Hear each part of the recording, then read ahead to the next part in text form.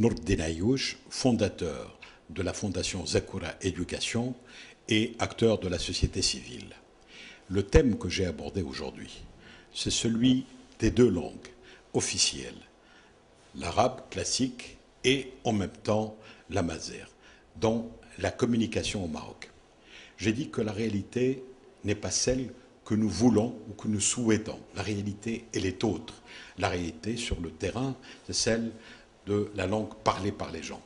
Et la publicité, les annonceurs, ceux qui investissent des moyens colossaux dans les médias, que ce soit à la télévision, à la radio, dans la presse ou sur l'affichage ou par voie d'Internet, ben, ceux-là, ils pensent à quoi? À l'impact des messages.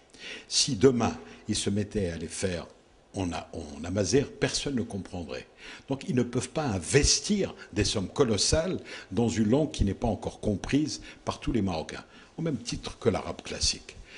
Très peu de messages publicitaires passent en arabe classique. Ils passent essentiellement en langue, en dialecte marocain, la Darija, la langue marocaine, celle que tout le monde parle. Donc, il faudrait faire attention. Il ne faut pas dire « je veux » ou imposer quelque chose à des gens qui font du commerce et qui veulent véhiculer des messages pour vendre leurs produits.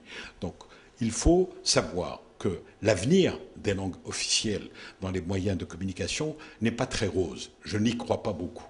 Je pense que nous parlerons toujours la Darija et nous parlerons le français dans une moindre mesure, parce que le français, il touche à peu près 20% de la population. C'est pour les messages où il y a une image, c'est-à-dire à véhiculer, où on veut s'adresser à des catégories socio-professionnelles qui ont un revenu mensuel supérieur à 25 000 dirhams. Pour le reste, c'est la Darija. Et la Darija, que ce soit à la télévision, les moyens de communication pour les spots publicitaires, c'est la Darija, essentiellement, très peu le français. Que ce soit dans la presse, c'est l'arabe, bien sûr, mais c'est aussi le français et également la Darija. Pour l'affichage, c'est la Darija et le français. De plus en plus, Internet, c'est uniquement et presque exclusivement la Darija et très peu le français. Et là, les internautes ont trouvé un nouveau langage simple, codifié, qui est là, qui est écrit d'une certaine manière, ou le qaf ou le ha. Et pourquoi ils font ça? Parce qu'ils veulent communiquer aux 10 millions d'internautes qu'il y a au Maroc. Parce qu'il y a 10 millions qui interviennent, qui sont des internautes au Maroc, qui utilisent Internet. Eh bien, si nous réfléchissons pour la radio, c'est uniquement la Darija. Je veux dire qu'il faudrait que les politiques réfléchissent à l'avenir des langues. L'avenir des langues ne s'impose pas, ne se proclame pas. On ne peut pas imposer à une population de parler une langue si elle ne l'utilise pas dans sa vie quotidienne.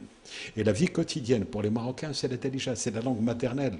Ils parlent tous Darija. Plus de 95%. D'après l'étude de l'IRES, c'est 96% des Marocains parlent la Darija.